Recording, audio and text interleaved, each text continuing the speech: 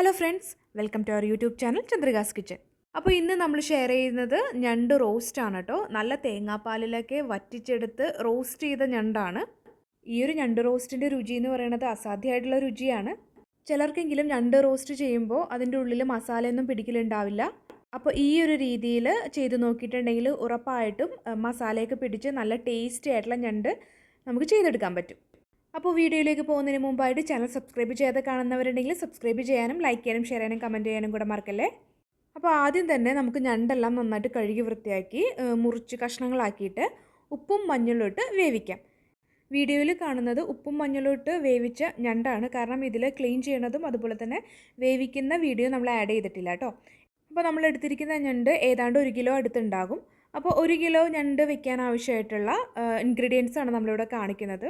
4 സവാള, 2 തക്കാളി, പിന്നെ 1 കുടം വെളുത്തുള്ളിയും അതേപോലെ തന്നെ 2 കഷ്ണം ഇഞ്ചിയാണ് എടുത്തിട്ടുള്ളത്.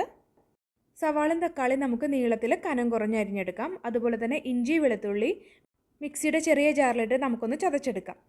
ചെറിയ കല്ലുണ്ടെങ്കിൽ ഇഞ്ചി വെളുത്തുള്ളി അതിലിട്ട് ഒന്ന് ചതച്ചെടുത്താലും മതിയാകും. അപ്പോൾ ഈ ഒരു അളവിൽ തന്നെ ഇഞ്ചി വെളുത്തുള്ളി അതേപോലെ തന്നെ സവാള തക്കാളി ഇവയൊക്കെ ഒന്ന് എടുക്കാനായിട്ട് ശ്രദ്ധിക്കാം.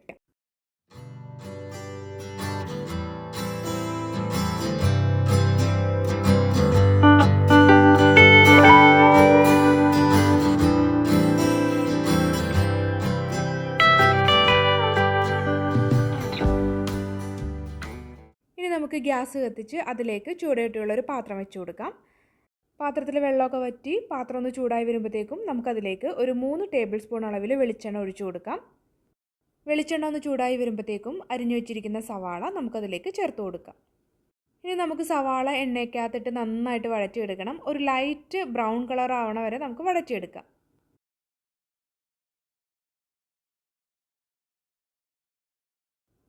ഇപ്പോൾ സവാളയൊക്കെ നന്നായിട്ട് വഴന്നു വന്നിട്ടുണ്ട്. ഇനി നമുക്കതിലേക്ക് മുറിച്ച് വെച്ചിരിക്കുന്ന തക്കാളി ചേർത്ത് കൊടുക്കാം.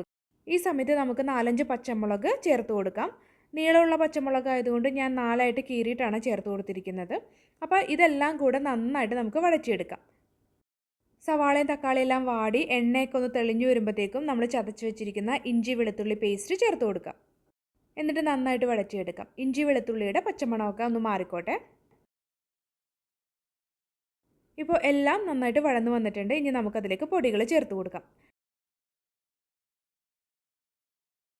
1 ടേബിൾ സ്പൂൺ അളവിൽ കാശ്മീരി ചില്ലി പൗഡറും 1.5 ടേബിൾ സ്പൂൺ അളവിൽ മല്ലിപ്പൊടിയും അതുപോലെ തന്നെ ഒരു 1/4 ടേബിൾ സ്പൂൺ അളവിൽ മഞ്ഞൾപ്പൊടിയും പിന്നെ ചേർക്കുന്നത് ഗരം മസാലയാണ് കേട്ടോ.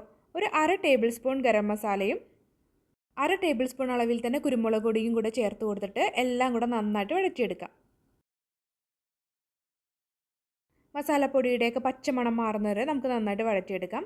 എണ്ണ കുറവ് തോന്നുന്നുണ്ടെങ്കിൽ ഈ സമയത്ത് കുറച്ച് വെളിച്ചെണ്ണ കൂടെ നിങ്ങൾക്ക് ആഡ് ചെയ്ത് കൊടുക്കാം കേട്ടോ. എന്തായാലും ഞാൻ കുറച്ച് വെളിച്ചെണ്ണ ആഡ് ചെയ്ത് കൊടുക്കുന്നുണ്ട് ഈ സമയത്ത്. ഇനി നമുക്ക് ഞണ്ട് റോസ്റ്റിലേക്ക് ആവശ്യമായിട്ടുള്ള തേങ്ങാപ്പാൽ പിഴിഞ്ഞെടുക്കാം. അതിന് വേണ്ടിയിട്ട് 1/2 മുറി തേങ്ങ ഞാൻ ചിരവിയെടുത്തിട്ടുണ്ട്. അതൊരു മിക്സിയുടെ ജാറിലേക്ക് ഇട്ട് കൊടുത്തിട്ട് തേങ്ങയുടെ അത്രയും തന്നെ വെള്ളം ഒഴിച്ച് നമുക്കൊന്ന് കറക്കിയെടുക്കാം. എല്ലാം കൂടെ ആകെ ഒരു പാലേ ഞാൻ ചേർക്കുന്നുള്ളൂ. 1-ാം പാല് 2-ാം പാല് അങ്ങനെ ചേർക്കുന്നില്ല. എല്ലാം കൂടെ ഒരു പാലായിട്ടാണ് ചേർക്കുന്നത് കേട്ടോ. അപ്പോൾ മസാലയൊക്കെ എണ്ണയ്ക്കകത്ത് കിടന്ന് നന്നായിട്ട് മൂത്ത് വന്നിട്ടുണ്ട്. അപ്പോൾ നമുക്ക് എടുത്ത് വെച്ചിരിക്കുന്ന ഞണ്ട് വെള്ളത്തോടു കൂടെ തന്നെ ഇതിലേക്ക് ചേർത്ത് കൊടുക്കാം. ഞാൻ ആദ്യം പറഞ്ഞതുപോലെ ഞണ്ട് നമ്മൾ ആദ്യം തന്നെ ഉപ്പും മഞ്ഞളും ഇട്ട് വേവിച്ചതാണ് കേട്ടോ. അപ്പോൾ അത് ചേർത്ത് കൊടുത്തിട്ട് മസാലയായിട്ട് നന്നായിട്ട് മിക്സ് ചെയ്യാം.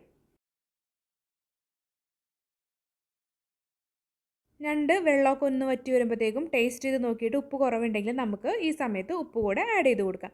ഞാൻ എന്തായാലും കുറച്ച് ഉപ്പ് ആഡ് ചെയ്ത് കൊടുത്തിട്ടുണ്ട്. ഒരു സമയത്ത് നമ്മൾ എടുത്തു വെച്ചിരിക്കുന്ന തേങ്ങാപ്പാൽ കൂടെ ചേർത്ത് നന്നായിട്ട് മിക്സ് ചെയ്യാം.